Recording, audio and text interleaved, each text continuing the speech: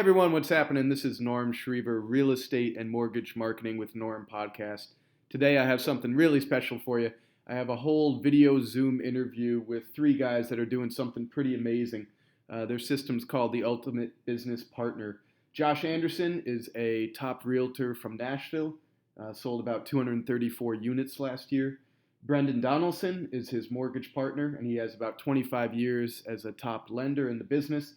And Dino Rossetti, who is one of the best business coaches and sales coaches in the game. They came together basically to fix or improve the antiquated and I'd say broken realtor loan officer referral arrangement. And you might be saying, well, I get one or two, or if you're a lender, I get 10 deals from my realtors every year. It's not broken, but believe me, it is. And when you hear what these guys are doing to improve it and make it really work, not just for the realtor, but the lender, and also for the homeowner or the buyer or the seller. It's a really cool system. So they're giving away a ton of information and helping people for free with the upcoming webinar. So I wanted to give them the microphone and a little bit of love. Without further ado, here is the Ultimate Business Partner. Well, perfect. Thank you so much, guys, for being on the podcast today. And I know everyone is super busy, and especially in these times, has a lot of different directions they're going. So really appreciate that you took up my invite and wanted to share what you have going on, because it's very special with my audience. So if you guys don't mind, first, why don't you give a quick introduction of yourselves? Yeah, I'll start. Josh Anderson in Nashville, Tennessee. Been in the business since 2006.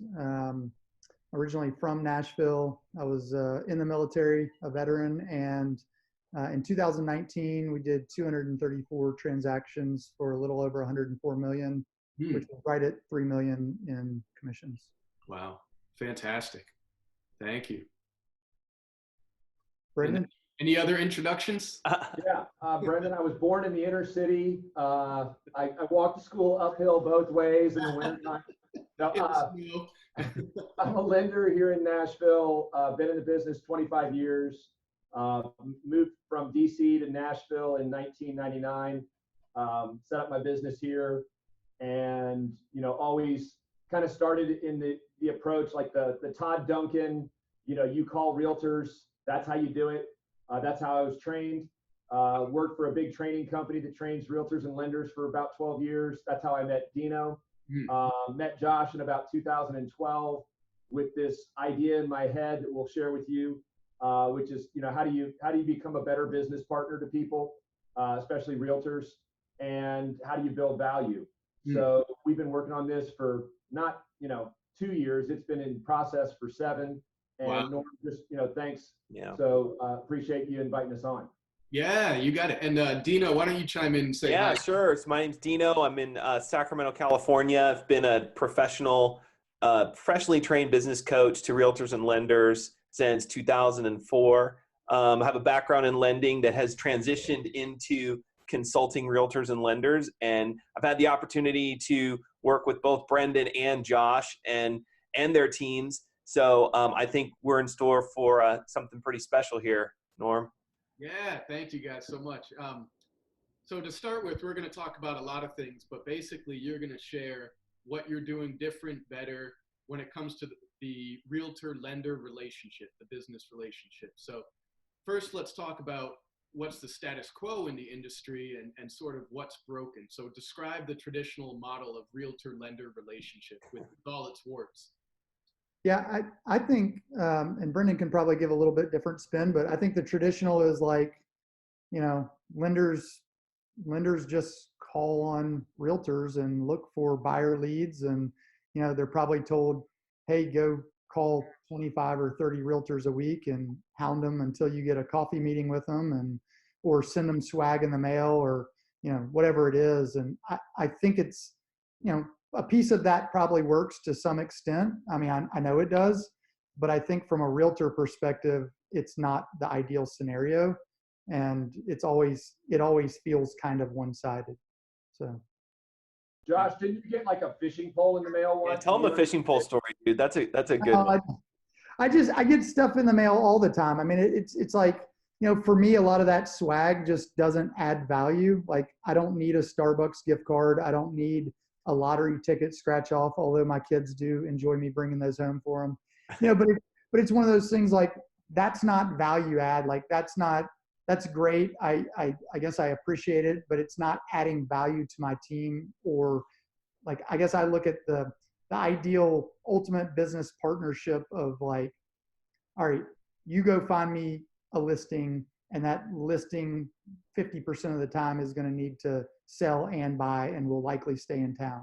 Or maybe they don't stay in town and they still need a mortgage. And if that lender is licensed in multiple states, then maybe they can help them. Yeah. Instead of just calling me, instead of just calling and asking for, a buyer business, like I run a team and I do work with buyers, but not very often. Like 90% of my business is listings. Yeah. And we were talking a little bit before about how basically with the lenders, it's sort of a shotgun approach, right? They're just trying to, contact as many as possible, but not bring in a lot of value. How much business do realtors really get from lenders, and lenders really get from vice versa? If you think any way to qualify those numbers? Yeah, I think that's a really probably case by case basis depending on the relationship. But I would say the average lender that has a good relationship probably sends maybe 2 or 3 deals a year to the, and that's not a number that is absolutely accurate. I'm just kind of saying it's probably 2 or 3. Do you remember when you were God, I'm tongue tied, when you had the Keller, like the inner circle, and you had your group of 25 and you were asking them individually, and well, that's what, yeah. So that's what I was thinking of. I mean, basically they said, well, I said, how many deals a year does your lender send? And they were like, well, they might send me a deal or two. They let me, help them when they bought or sold their house, and they pay for a client event, or they pay for, $1,000 a month of Zillow. And or they sponsor at the golf tournament or something. Yeah. Yeah. And so if that works for them, great. For me, I think it's an artificial relationship to say, hey, pay X to co-sponsor a client event, or pay for, let's pay for Zillow leads. And then, ultimately they're expecting me to convert those Zillow leads so they benefit from the buyer piece of it. And I don't necessarily have the capacity. I could, but I don't necessarily have the capacity or want to go call a bunch more people, because I don't need to call a bunch more people. Yeah, and that's the most inefficient way to do and get business, right? Is spreading yourself so thin with your time and just trying to cold call these. Well, I mean, it's not cold call, but a lot of these leads we know aren't super high quality. Yeah. Well, and to add on the lender side, and Dino and I have coached, and currently, we have a client in Atlanta, and it's interesting because when we started working with him, he eventually put this list out there on this, in this form. There were about 75 agents that he worked with, 75. And then we really forced him to really look at it. And then he was like, well, really, I only work with about 30. And then when you look at the numbers, he really, the bulk of his business comes from 3 or 4. Yeah. And then, and we've been working with him on this strategy of what happens if you just work with those 3 or 4 and you picked 1 or 2 and tried to do what Josh and I are doing to really fuel your business. Because the reality is you can't have 30 relationships. No. For a lender, it's one way. Hey, I call 30 realtors, each send me 2 deals a year to 3 deals a year. I get paid. Thank you. And here's your Starbucks card and your fishing pole. Thanks. And you're pretending, like you guys said, it's artificial. You're pretending to be invested in that relationship or to give a lot more than the reality. So it's not a two-way. Well, the problem with it is it works better for one person than the other. So like if I'm calling 100 leads a month, a year later, the lender spent $12,000 and I've got 1,200 leads, and it's not like I'm calling 1,200 leads and getting in touch with 1,200 people. I'm calling 1,200 leads, probably between text, email, and phone call, probably 10 or 12 times. So I'm making, let's just call it 10,000 plus calls to those 1,200 leads, or 10,000 types of contacts. And at the end of the day, I look up and go, wow, we closed 4 of these last year, and I can quantify that another 7 of them are nurtures that might or might not work with us. And you look at the time value of money, like what could you be doing else with that time? I mean, that's a pretty low, So basically in a nutshell, and we'll go into this a lot, but how did you guys solve that traditional realtor mortgage lender relationship? Yeah, I would say we haven't necessarily, we're in the process of solving it, right? So, and I think what we're doing is probably, it's not something that you're going to do in a month or 3 months or 6 months and get necessarily a ton of traction. It takes time, and there's these modules within it that we haven't even done all of them. I mean, we're doing 2 or 3 or 3 or 4 out of maybe 8 different things that we have as like this ideal ultimate, business partnership. And if it's something you think is going to happen in 6 months and you're going to get a lot of traction, it's not going to happen. So introduce, if you guys want, though, the ultimate business partner arrange system and what you guys are doing with that. Yeah, Brendan, do you want to give him an overview? Yeah. So I think what it boils down to is when Josh and I first started doing business together, and for any lender out there, if you've called on 30 to 40 realtors and that's your model and you're thinking this is for you possibly, the first mindset thing is I don't own Josh and he doesn't own me. And the average lender gets so upset, yeah, kind of, on the tennis court that he's never beat me. He's never beat me, but he always wins, right? So the idea of you've got 30 girlfriends if you're a dude, and then when you walk in and like all of a sudden she's with another guy, like the average lender gets so like, oh my God, you're not referring me. Like it's such a petty. That's a good analogy. I didn't know where you were going with that, but that's actually a very good analogy. Yeah, but here's the thing. The lender behind the scene, if we had a big room, everybody throws realtors under the bus because they're not loyal, they're not this, and this fidelity thing is a huge deal. And even if a lender let the realtor list their home and work with them personally, then it's like they own the realtor. That realtor needs to send them everything. Yeah. And then I walk in and there's Josh having coffee with Michael Rebus. And I'm like, oh, geez. You got to get over that first. So the foundation of this as a lender is there's 2 sides to a realtor. A realtor is a listing agent, put a black line in the sand, and then they're a buyer's agent, and they're 2 distinct skills. They're separate skills. Josh is a great listing agent. He's an okay buyer's agent. Hey. Well, he's a little sloppy. Be a better buyer's agent if he put all of his time and focus into that. But Norm, he has 7 buyer's agents that I work with that's their role. Exactly. So when Josh and I had conversations and he would say, hey, listings are more valuable to me, it took me a while to process that. And then I got lucky and I figured out kind of in those funnel days that a lot of these leads own. And that's how we started. That's where I think I initially differentiated myself, was that all of a sudden Josh and I were calling a bunch of leads that I had gotten through a community website on Facebook. And all of a sudden he had 15, 20 listing opportunities and was having lots of phone calls with, and it was like, hey, where are you getting this? And it was like, well, I ran this little, we still have that going, but that was kind of the beginning. Okay. In the middle and now it has been a process of looking at bullet points that we've created, whether it be meeting. Well, so let me interrupt real quick. So just a really quick overview of the Ultimate Business Partner Program, and all these things that Brendan's saying is correct. There are all these bullet points. There's 8 to 10 of them. But I think the overview piece is, how can we create relationships between a realtor and a lender where ultimately you're making $250,000 a year? That's the goal. I looked back at my GCI for 2019 and I didn't hit $250,000.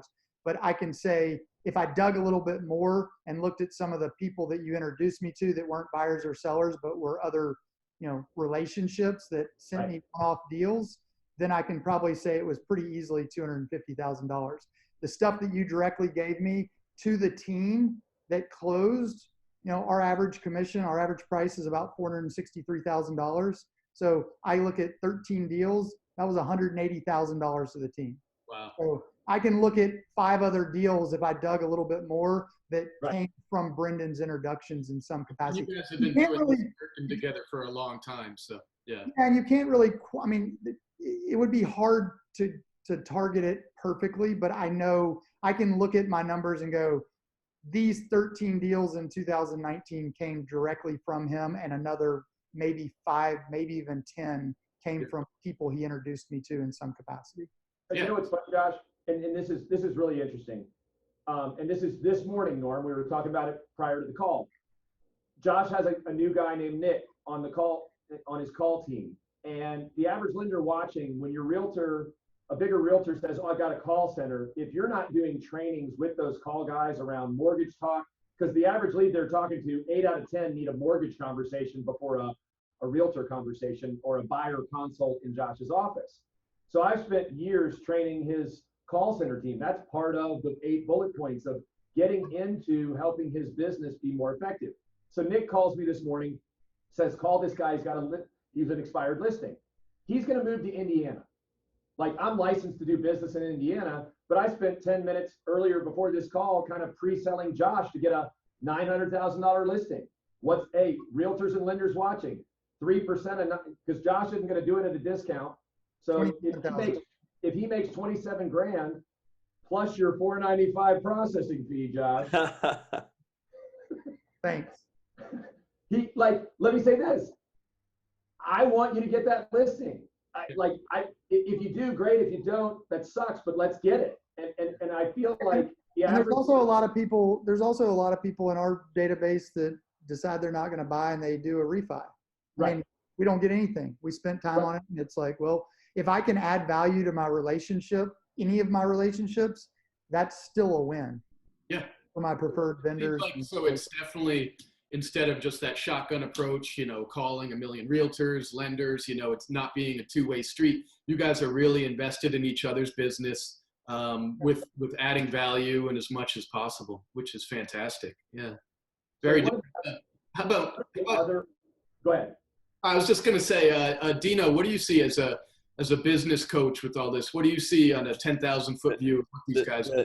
The attractiveness is how do you make more money and work with less people? Because the challenge is going back to like that mindset that Brendan said. So many times people in business, salespeople in general, think they need to have like a massive amount of prospects. And so the quality gets watered down, the relationships get watered down, even the emotional energy it takes to maintain certain relationships, sometimes just aren't healthy, but you just feel like you have to. So when you have somebody step in as a third party that's just kind of not attached and just really break it down, like Brendan and Josh are really good at doing, right? And we've gone through this a few times with them. I think that the light bulb is, I really can be a business person and think like a business person and move away from like a commodity, move away from like a vendor type of relationship, move away from the fear of thinking like I'm one mistake away, one mistake away from screwing up a deal or a relationship, or one late closing away that's out of my control, and I'm going to lose this relationship. All those things get totally put away when you take this approach, so you can do more business with less people. And at the end of the day, it's way more fulfilling, way more enjoyable. It's one of those things where it creates longevity in your career. Yeah. It makes it a true, like an enjoyable career where you can make a lot of money instead of a grind, anxiety filled, you get beat down, type of career. And one of the arguments for a lot of people, Dino, they go, well, I don't want to put all my eggs in one basket. I call 25 realtors because what happens if Josh gets hit by a truck tomorrow? Well, you know what? If Josh gets hit by a truck tomorrow, I have no control over that. It is what it is. I don't think you can have that mindset. And I think there's too many lenders that think like lenders and don't think like business owners. And I won't say that just about lenders. That's probably almost every realtor. I'd say the 80-20 rule applies. Most of them act like realtors and not business owners. Yeah. If you got hit by a bus by tomorrow, Josh, I just call on Marcy. We keep it all together. Well, so what's interesting is if you think about that, like how many, like if you think of like the Joshes of the world that have teams of 7, you said 7 buyer's agents. Okay. Like if you think of a lender starting to like really consolidate their business down to say focusing on 3 or 4 main relationships. They don't have to be the $103 or $104 million relationship, but they could be. But think of the buyer's agents that Josh has, okay? And then in all reality, the attrition rate on a realtor's team for buyer's agents it's not like the best retention rate. People come and go. And if you're pretty good at your job and you get along with these people, you follow them around. So just by being it doesn't take much to be above average in this business. If you are just literally above average and you are good at what you do, you're going to start to have an almost, not an endless opportunity, but gosh, the opportunities to have like a lot of relationships and almost be able to select which relationships you want to be in and not be Brendan and I have this, we learned this saying. It's a great saying. You can be the prize, not the prisoner. So many lenders walk into this deal and think that they're the prisoner. So think of the prisoner mentality. They have no options. They're told what to do, told to go here and go there. Like you're the prisoner. You're like, but when you're the prize, it's a completely different approach. These two, Brendan and Josh, they are the prize. They've been working so hard on helping each other's business that there's no way that they can't produce $250,000 plus. And that's just in a year. When you think of the people that Brendan refers Josh and Josh refers Brendan, those relationships stay intact because they're really good at managing their database. And then they're exposed to all those future referrals, not just the repeat business, but the future referrals. So it's, that's a great question, Josh, that you said, like, well, all my eggs in one basket. I just think, again, it's a lot of it's mindset. You got the wrong eggs in the wrong basket. If that's you. Yeah. And it could be broken down further because I think, when I look back at the results and this year, I think, in light of Corona, I think my goal was to work with 4 of his clients a month and help 48 families this year. And we're tracking for that through April. And I, in the end, a good lender who stays in touch with their clients and let's say has a database of 500 to 1,200 people, one of the keys, like if you're staying in touch with those people, it's amazing to me, is just simply asking questions like, hey, Norm, so you're thinking about this. By the way, hey, just real quick, scale from 1 to 10, with your agent, 1 being not committed and 10 being you're absolutely going to list your house with them. Where are you? And if they say, oh God, that's a good question. We haven't talked to her in 2 years. I'm like, I'll take that as a 5. Why don't we do this? Norm, it's a really big deal for you to sell your house. I'd like for you to talk to somebody else. And I think, give me a day and I'm going to connect you to somebody that I really trust. Let me think about this. Next day, you get an email from me. Hey, Norm, meet Josh Anderson. Josh, meet Norm. Norm's a past client of mine. He lived in Bangladesh for 12 years. He moved back to Connecticut. And, here's his situation. Take great care of him. Yeah. Josh gets that referral. I got nothing to lose. Yeah. You're my past client. You end up either working with your agent or you give Josh a chance. Yeah. That would just be a little technique that, in my opinion, a lender has about 50 of those a year in a database of 500. Yeah. Most people aren't willing to put their name on the line. Like they're not willing to push a little bit and do that. I think it's status quo of like, well, they're already working with somebody. Well, what are the statistics on repeat realtor? Josh, what's the statistic on repeat realtor usage? So the NAR statistic is like 86% of property owners or homeowners would use their agent again, and only 22% actually use that agent again because they never heard from them. Once the magnet falls off the fridge, they're crazy. contact, huh? That's because they never hear from them after the closing. Like they don't don't stay in touch with their clients. They don't do check-ins. They don't They do get some BS spring cleaning tips, email or something like that. Hey, we're in 2020. I don't need you to tell me to spring forward or fall back. Thanks. Appreciate it. Interesting. So you guys so a lot of it is the quality of the person you're investing in and really nurturing a real relationship, not just the superficial. So tell me about like, who should you try to invest your time, your energy, your career, your training into when people are out there trying to pick the right person?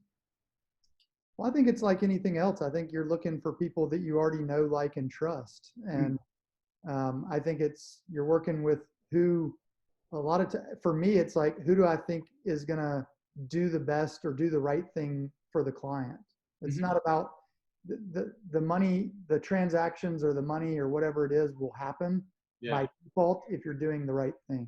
And so it's really, really looking at who can add value to my database and who can help my team from a coaching perspective, who can, like, how can we add value back and forth? Like, what does that look like? And who are the people, I mean, I know a lot of contractors and lenders and home inspectors. It's who can do the best for our clients. And know, like, and trust. Yeah. And who wants to run their business like a business rather than be kind of it's looking at it like it's the book Give and Take.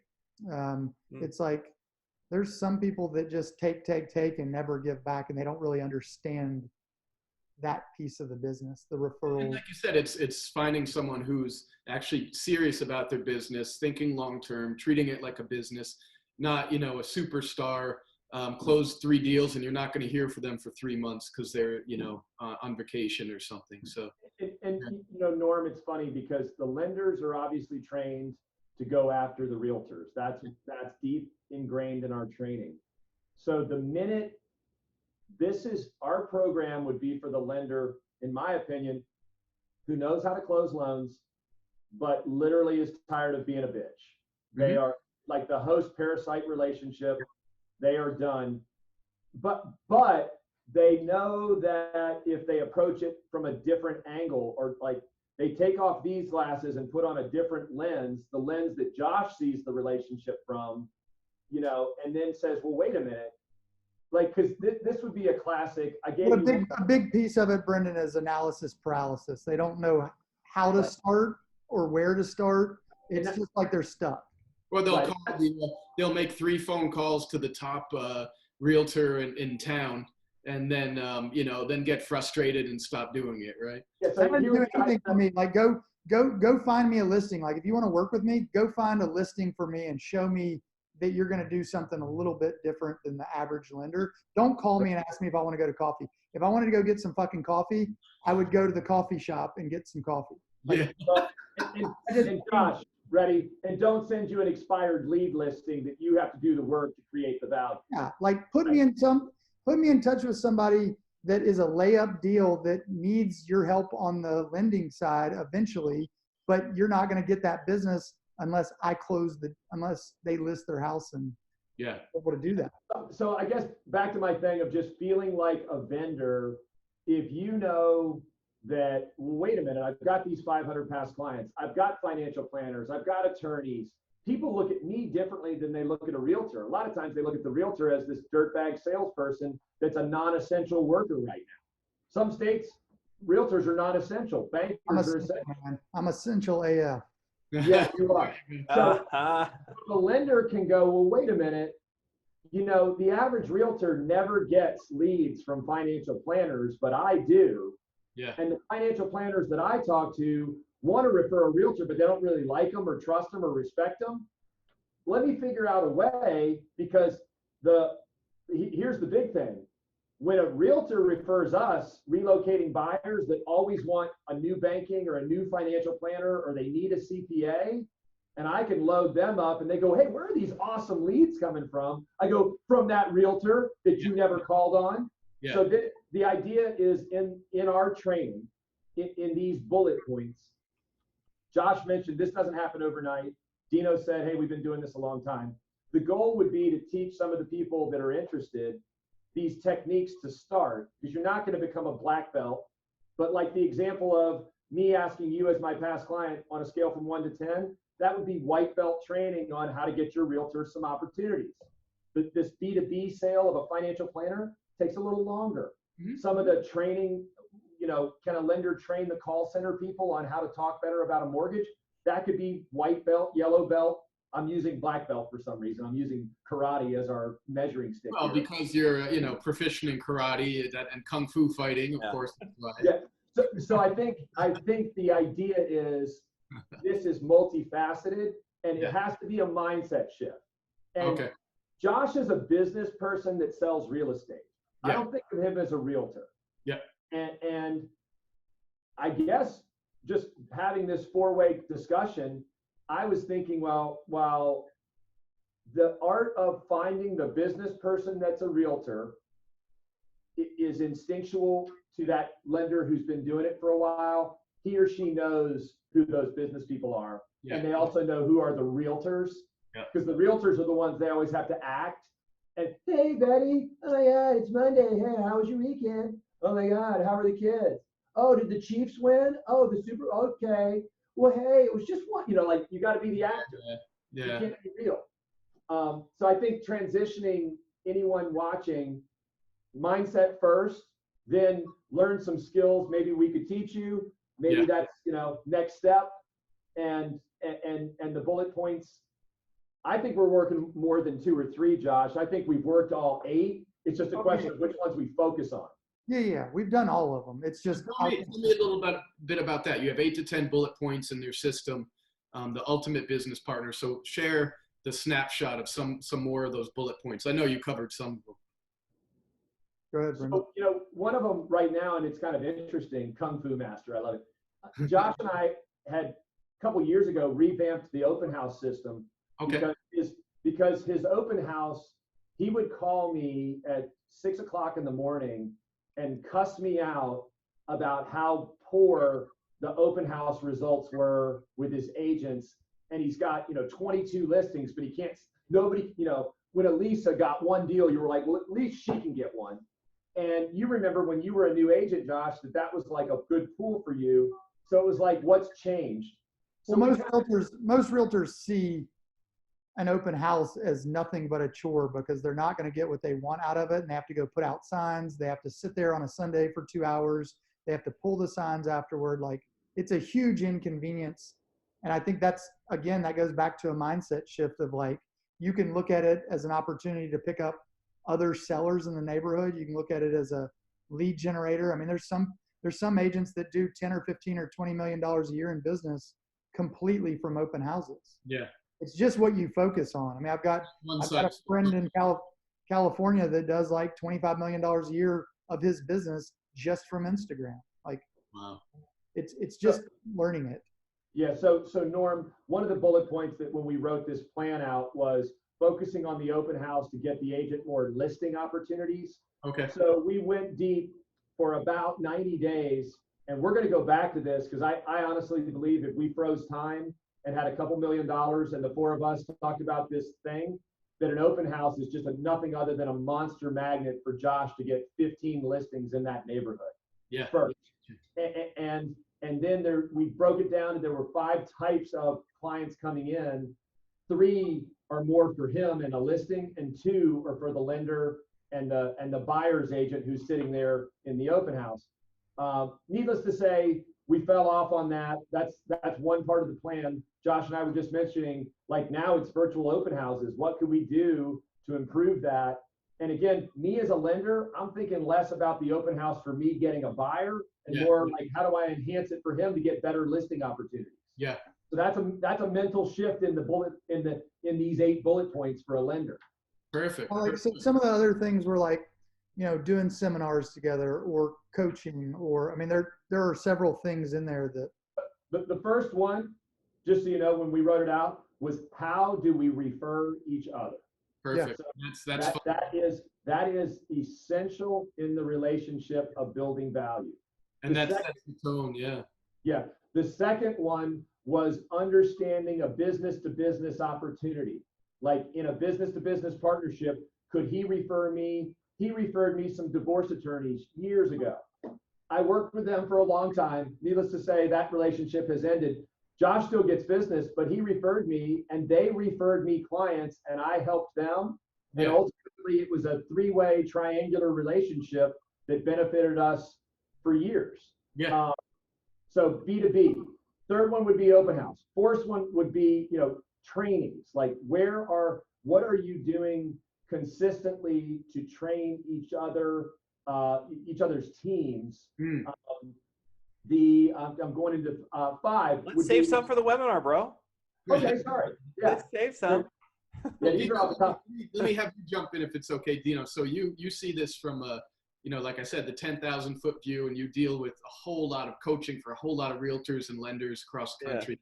Yeah. How do you see what these guys have done so special and taken the time to write down and create the system, the ultimate business partner? How do you see that applying to other realtors and lenders? How easy does it translate? And what will the ultimate, effect be on their incomes? Yeah, it's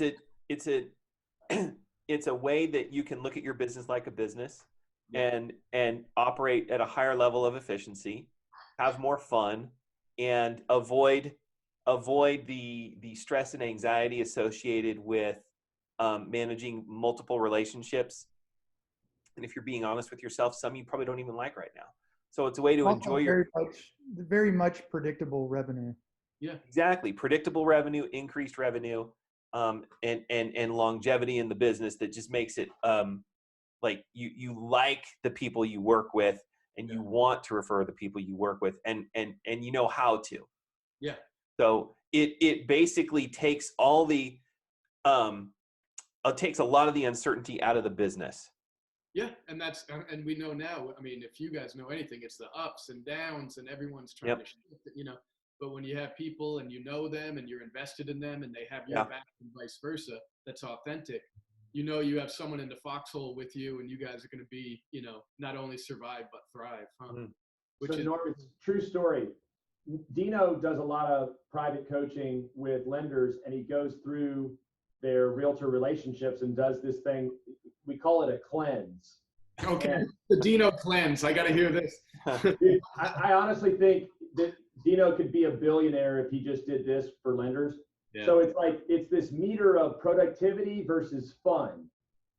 And I remember him doing it with me in this conference room and going through and as soon as you say no fun, but productive, he's like, well, let's put them on the out, because if they're no fun, who cares if they're productive? At a certain point in time, you only have a certain amount of time you have left.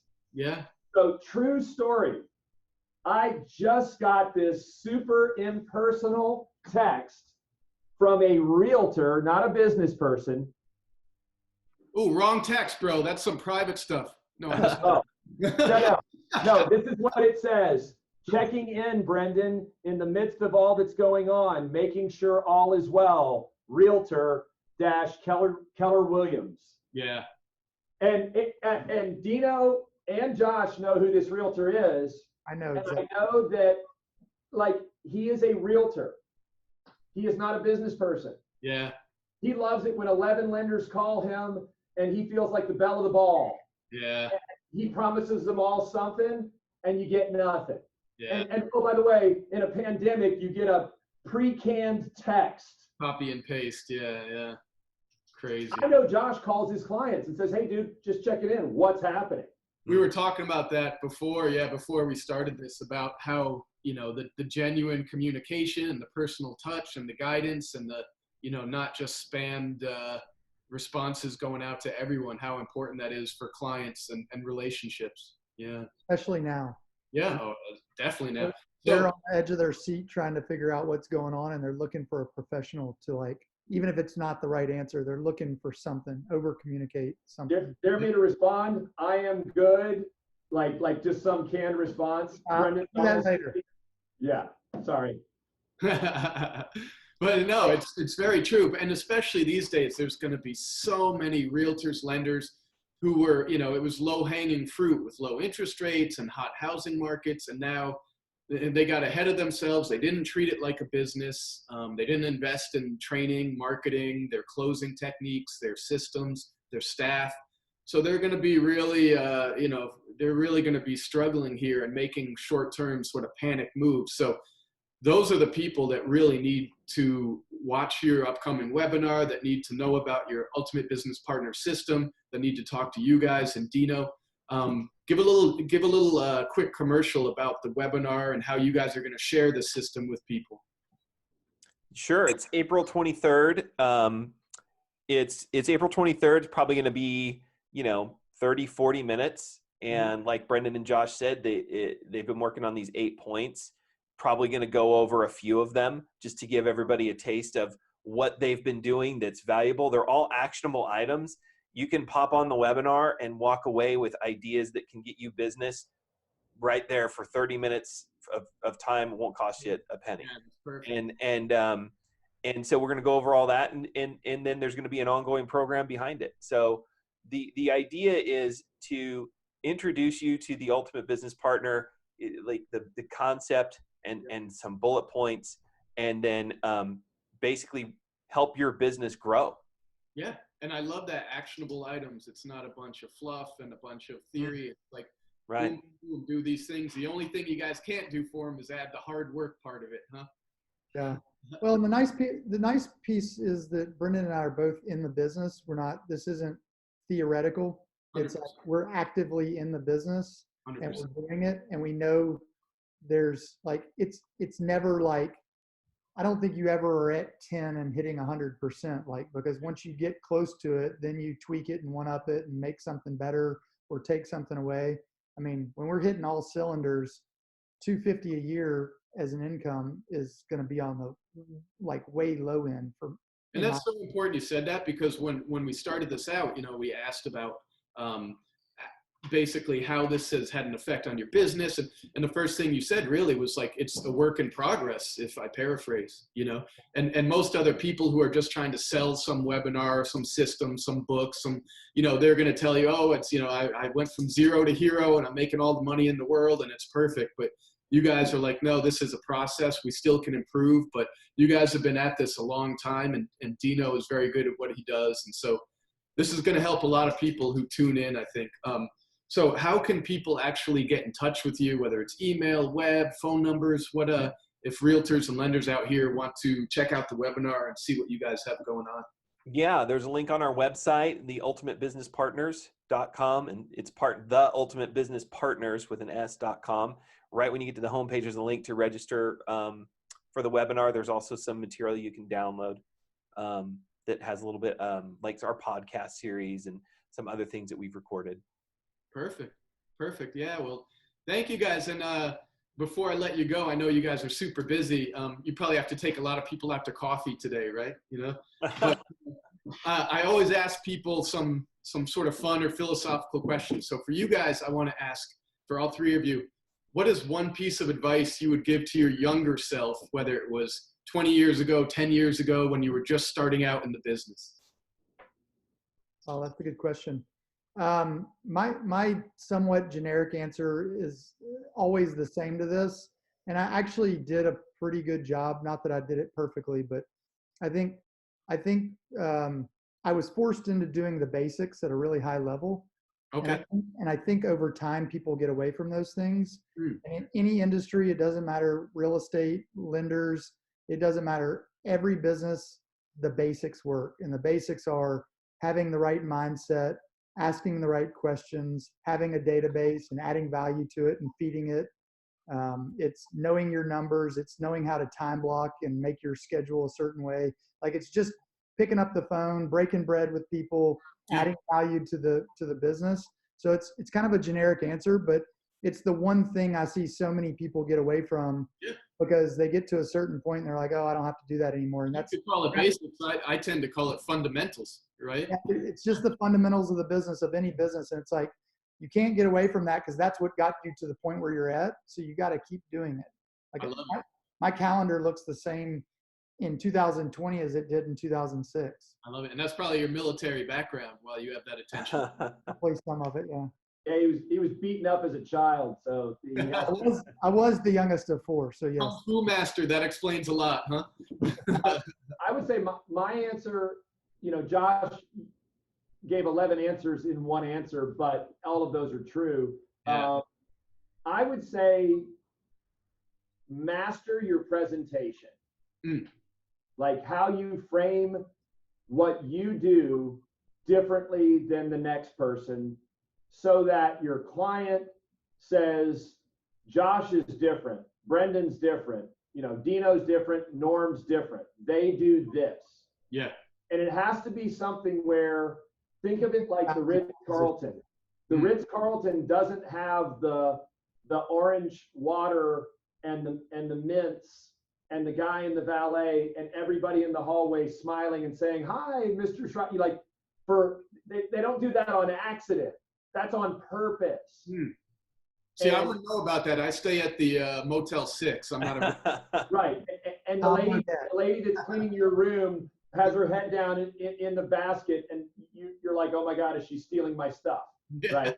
Yeah. So here's the thing. If my younger self said, God, every little detail matters, the initial phone call, the initial email that goes out, how I refer my agent, the words I use, the way I say it matters.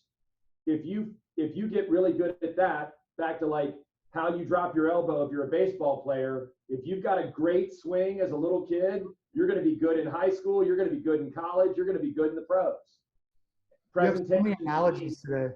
I love it. Yeah. I love it. Yeah. How about you, Dino, man? I would tell my younger self it is another sports analogy, but I think what makes a professional is that they have the ability to have a short memory. So they don't worry about what just happened. They don't worry about a pass that was overthrown or a catch they dropped, because they know that in about 20 seconds, they're going to be in another play. So like the baggage of whatever didn't work, having that mindset of just being fearless and going forward, and don't worry about something that didn't work. Don't just that short memory concept. So retaining the experiences, but having a short memory, because I think that'll help you propel forward.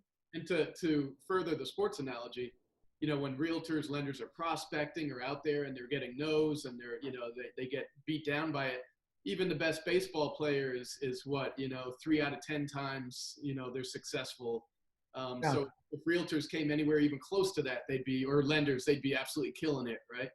So Babe Ruth struck out a whole lot more than he hit home runs. Yeah. Norm, what's your advice to yourself? Oh man, I'd say Rogaine at a much earlier age. That would probably I don't know. Probably a combination of what you guys are saying, but especially relevant now as we went through the crash in 2008-9, and now people are getting their asses kicked again. Show up every day. Don't put your head in the sand. It's not going to be perfect. It's going to be ugly. You're going to come home like you just did battle, but show up and focus on not the transactions, but reaching people, helping people, impacting people. And that's what's really going to see you through, Yeah. Is overrated, by the way. Yeah. Well, guys, I really appreciate your time on this, and I'm excited for the webinar. I'm excited to learn more about your system. So I really appreciate it, guys.